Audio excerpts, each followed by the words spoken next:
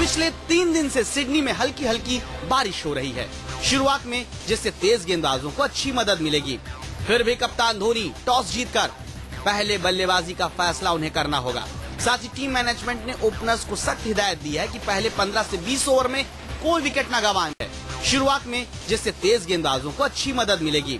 फिर भी कप्तान धोनी टॉस जीतकर पहले बल्लेबाजी का फैसला उन्हें करना होगा।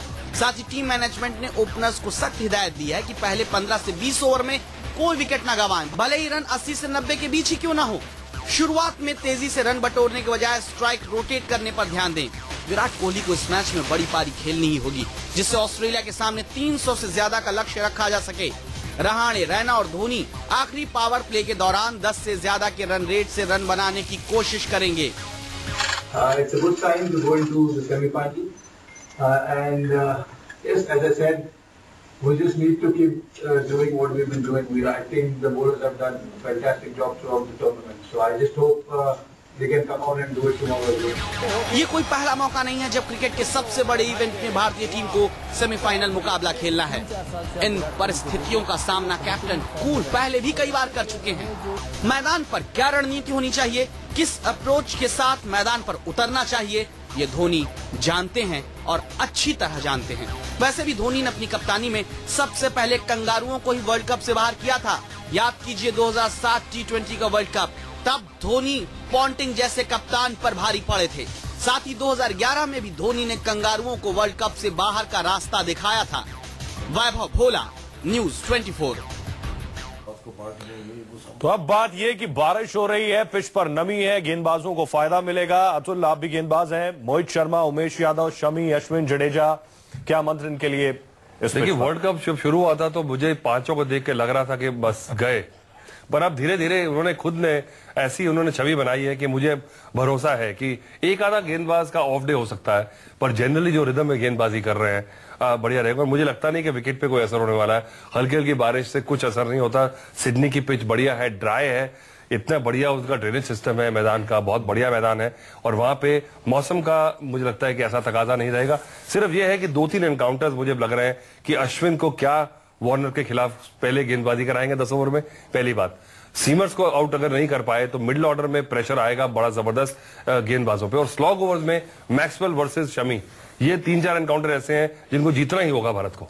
युगराज जी, आपको लग रहा है हमारे स्पिनर्स घातक साबित होंगे? इससे पहले मैं इस बात का जवाब देना चाहता हूं जो आपने बारिश वाली बात की है। नमी होती है, लेकिन आजकल जैसे अतुल जी ने कहा इक्विपमेंट्स बहुत अच्छी हैं, ड्राई हो जाता है विकेट बड़ी जल्दी। लेकिन एक चीज बहुत जरूरी है, जैसे हम पहले भी डिस्कस करते रहे हैं, कि हमारे जो फास्ट बॉलर्स हैं वो एक डिसिप्लिन लाइन पर अगर बॉल डालेंगे सभी के सभी, क्योंकि अब आप अफोर्ड नहीं कर सकते कि आपने 5 बॉल अच्छा डाला और अच्छे डाले और 6 बॉल आपने खराब डाला। कल जो डेन स्टेन ने बॉल डाला है लास्ट ओवर में, अगर वो डिसिप्लिन से बॉल करते और पर्टिकुलर स्पॉट पे बॉल करते तो ये साउथ अफ्रीका जरूर जीतती। सो मैं समझता हूं हमारे जो बॉलर्स हैं उनको बहुत डिसिप्लिन बॉलिंग करना पड़ेगा। और स्पिनर्स जडेजा और अश्विन, जडेजा का भी मेरे को कभी कभी लगता है बड़ा फास्ट थ्रू द एयर करते हैं बॉल, लेकिन जैसे अतुल जी ने पहले भी कहा है कि अब उसको चेंज नहीं कर सकते, वो इनका स्टाइल है खेलने का। और एक अहम बात है फील्डिंग। आप देखिए जब से क्रिकेट शुरू हुई है और कॉम्पिटिटिव गेम्स में आपको फील्डिंग ही मैच जिताती है। अगर आपने कहीं वाइटेड कैचेस छोड़ दिए तो जैसे कल हुआ है, या रन आउट छोड़ दिया, फिर दिक्कत हो जाएगी। पर मैं ये समझता हूं कि जिस वक्त इंडियन टीम इस वक्त खेल रही है हम जीतेंगे और हम फाइनल में जरूर जाएंगे, ये मेरा दावा है। और ये बार बार बात कहता हूं कि ऐसा ही होने वाला है। चलिए, सभी भारतीय क्रिकेट फैंस यही चाह रहे हैं और यही मान रहे हैं। लुथरा जी, 2 यॉर्कर फेंक दीजिए, 4 गेंद आपकी ठीक हो जाएंगी। देखिए, सबसे बड़ी चीज मुझे लगता है टॉस पे आजकल गेम चल रही है। अगर आप टॉस जीत के, धोनी का जो लेडी लक है वो काम आया, तो गेम आपकी 60% आपके हक में। अगर आप टॉस हारते हैं, ये सब इफ्स एंड बट्स तब चलेंगे।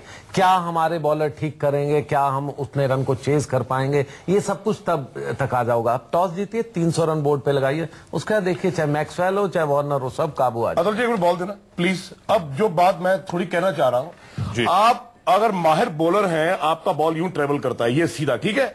अगर आपका बॉल ऑफ द विकेट कुछ कर ही नहीं रहा, अंदर बाहर नहीं कर रहा, तो फिर तो भैया आपको मार क्या, वो तो महल्ले वाला बैट्समैन भी आपको मारेगा। तो अगर आप बॉलर्स हैं, आपको पता है कि मेरा बॉल बेशक 150 किलोमीटर की स्पीड पे से जाएगा तो सीधा का सीधा चापड़ बजेगा, ऐसा जाना चाहिए। और डेविएशन होना चाहिए, जो हम पहले बात करते थे, वो हमारे बॉलर्स के पास। सीम पोजीशन क्या होना चाहिए? तेज गेंद से आजकल डरता नहीं कोई। फास्ट बॉल से कोई फास्ट बॉलिंग से आज तक कभी कोई नहीं आउट हुआ। ये आर्ट है कि ऑफ द विकेट आपका ball of the wicket ball पड़ने के बाद और रिचर्ड हेडली द ग्रेट और बाउंसर पे लोग कह रहे हैं कि बड़ी विकेट जा रहे हैं, बाउंसर के ऊपर स्कोरिंग शॉट मारने के चक्कर में विकेट जा रहे हैं। बाउंसर ऐसे डरा के आउट नहीं कर रहा। शेन वॉटसन ने भी वहाब रियाज का स्पेल झेला, उसमें आउट हो जाते पर ऐसा हमने बहुत कम देखा स्पेल। एक आधे मैच में देखा है जब डरा के किसी गेंदबाज मैं बाउंसर की बात करना चाहता हूं। एक बहुत पर्टिकुलर बात है कि बाउंसर मार देना और बात होती है, लेकिन बाउंसर मार के एंगल चेंज करके बैट्समैन को आउट करना वो दूसरी बात होती है। बाउंसर तब मारो जब आपको विकेट टेकिंग बाउंसर होना चाहिए। ये नहीं है कि छोटा बॉल मारा सर के ऊपर से टपा दिया, ये कोई बॉलिंग नहीं है। आप बाउंसर मारो, in cutter bouncer, leg cutter bouncer, ताकि आपको विकेट मिले। ये मेरा शॉर्ट लेग है, ये यहां खेलेगा, यहां जाएगा, हुक मारेगा तो स्क्वायर लेग में जाएगा। इनफैक्ट ये है कैलकुलेशन। इनफैक्ट जो मिचेल जॉनसन जब कमबैक था, अगर याद है आपको लास्ट एशेज में, उनका जो बाउंसर था वो क्या था, पूरा रिप केज पे आपका आ रहा था। आज वही मिचेल जॉनसन वो बाउंसर नहीं मार पा रहे, जो मर्जी रीजन हो, चाहे फिटनेस हो या थोड़ा उनको रीड ज्यादा कर पा रहे हो, लेकिन वो फर्क वो है आपको खेलना पड़े उस बाउंसर को, वो ज्यादा इंपॉर्टेंट। रोहित शर्मा भी ऑफ स्टंप की गेंद पर बहुत स्ट्रगल करते हैं, आपकी तरफ से कुछ टिप्स? नहीं, रोहित ने पिछले मैच में बहुत अच्छी बैटिंग किया। उसने ऑन दी राइज शॉट नहीं खेले शुरू में, और उसने स्लिप्स के ऊपर से कट मारे और 30 यार्ड सर्कल क्रॉस किए, और वहां से चाहे उनको एक रन मिला पर स्ट्राइक रोटेट होती रही, और उसकी वजह से रैना ने आके कुछ अच्छे शॉट खेले और फिर गेम हमारे फेवर में आया। रोटेट करना बहुत जरूरी है, स्ट्राइक रोटेशन बहुत जरूरी है। ये एमपी सिंह ने बहुत बढ़िया बात करी। जब आप फंस जाते हैं 3-4 बॉल तो आपको प्रॉब्लम आती है और आपको बड़ा शॉट खेलना पड़ता है। रोटेशन ऑफ स्ट्राइक मुझे लगता है कि जो साउथ अफ्रीका के खिलाफ हमने जिस अप्रोच से खेला था ना, पहले कितनी धीमी शुरुआत की थी। शिखर धवन को आप देख रहे थे, वो शॉट जो मारता नहीं मार रहा था। तो ये एप्लीकेशन से टीम जीतती है।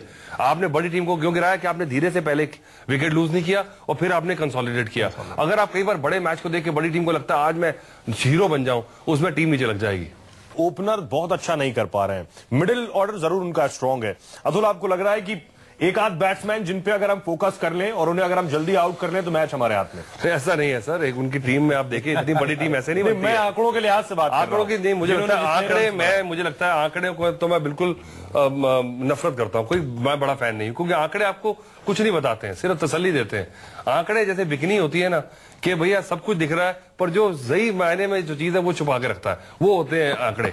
और मुझे लगता है कि आंकड़ों से कल के मैच में, क्योंकि आप नाम देख लें, David Warner, Finch, Steve Smith, आप किस किस को, माइकल क्लार्क को भी हल्का कर रहे हैं, पर मैक्सवेल तो हम बाद में आएंगे। फॉकनर फिंच ने पिछले 5 मैचों से 30 रन भी नहीं बनाए। बहुत बढ़िया बात है, मुझे लगता है कल ही ना बना दे पूरे रन। अब ड्यू है, वो यही खतरा है कि भाई सारे रन बचा के रखे हैं कल के मैच के लिए, ये भी हो सकता है। युवराज जी, बेशक हम ट्राई सीरीज में उनसे अच्छा नहीं खेले, लेकिन कम से कम वर्ल्ड कप में हम उनसे बेहतर खेल रहे हैं। एक प्रैक्टिकल बात करते हैं कि ऑस्ट्रेलिया की जो साइड है, बैटिंग साइड है, बॉलिंग साइड है, बहुत परफेक्ट है, बहुत अच्छी है, इसमें कोई शक नहीं है।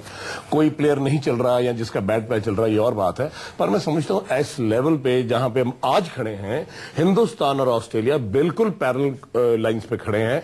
बस यही है कि हमारे जो बॉलर्स हैं और हमारे जो फील्डर्स हैं ये ऐसा कर दें डिसिप्लिन फील्डिंग और बॉलिंग, तो मैं आपको फिर कहता हूं, दोबारा कहता हूं कि हम ऑस्ट्रेलिया को हरा देंगे। लेकिन कहीं अगर ऐसा हुआ कि यार सेमीफाइनल है, एक ही मैच है, प्रेशर है, ये ना हो वो ना हो, अगर थोड़ा सा कहीं नेगेटिव थॉट आया तो वहां पे हम लड़खड़ा सकते हैं। जी, मुझे याद आ रहा पिछले वर्ल्ड कप में ऑस्ट्रेलिया के खिलाफ जब युवराज सिंह खुद प्रेस कॉन्फ्रेंस में आए थे तो पत्रकारों ने ताली बजाई थी। आपको क्या लग रहा है कल का युवराज कौन होने वाला है? मुझे युवराज की आपने बात शुरू की तो एक बात बड़ी अच्छी लगती है, और मैं खुदा का जरा नवाज हूं कि ऐसा बेटा मुझे मिला है। जब ये कैंसर की बात चल रही थी तो वर्ल्ड कप से पहले ये डिपिक्ट हुआ था और मुझे पता था किसको कैंसर है, और यूवी को भी पता था। मैंने यूवी से कहा था बेटा ऐसा है कि मैच तो और खेल लेंगे लेकिन हमको इसका इलाज कराना है। तो इस आदमी की जो बात है वो सुनाना चाहता हूं सबको कि पिताजी अगर मैं मर गया, आप खुदा को बहुत मानते हो, तो एक चीज आप अपने खुदा से कहना कि जब मैं मरूं ग्राउंड के ऊपर तो मेरा बाप मेरी लाश उठा के लेके जाए तो वर्ल्ड कप मेरे हाथ में हो, मेरे देश के लिए। ये जज्बात जब मैंने पहले बात की थी तो लूथरा जी ने कहा था कि योगराज सिंह जी बड़े इमोशनल हैं। इमोशन से ही जिंदगी बनती है। जब तक आंसू ना निकले तो किसी से इश्क नहीं होता, और जब तक आंसू ना लिखते तो तब तक हिस्ट्री नहीं बनती। तो इसी जज्बे से अगर हिंदुस्तान की टीम खेलेगी तो मैं लिख के दे देता हूं कि दुनिया का माइकल रोक नहीं सकता। दूसरा 20 सेकंड है हमारे पास। देखिए, बिल्कुल इमोशन साथ होने चाहिए और आपको प्रैक्टिकलिटी भी देखनी है कि आपको मेंटली आप थोड़ा सा जरूर साइक्ड आउट होंगे कि आप हारे हैं लगातार, लेकिन ये एक अलग वर्ल्ड कप है। 7 मैचेस 70 विकेटें, आप 8 में 80 कर दीजिए, कल आपके हाथ में कप होगा। जी 8 में 80 एमपी सिंह जी। एब्सोल्यूट। तो बड़ा पॉजिटिव हूँ और योगराज जी की बात मेरे को बड़ी अच्छी लग रही है कि इनका ही डायलॉग बोलता हूँ कि शेर के पुत्र हो और शेरनी का दूध हजम करना सीखो और उसी हिसाब से आप रिजल्ट दो। उसको जाग नहीं लगता शेरनी के दूध को, बात ये है। आप सभी मेहमानों को बहुत बहुत शुक्रिया और उम्मीद करेंगे इसी जज्बे के साथ भारतीय टीम सेमीफाइनल मैच में उतरेगी और जीतेगी भी। बहुत बहुत शुक्रिया आप सभी मेहमानों का। बहुत ही छोटे से ब्रेक के लिए रुक रहे हैं, लेकिन आप कहीं मत जाइएगा, जल्द लौट रहे हैं कुछ ही पलों में।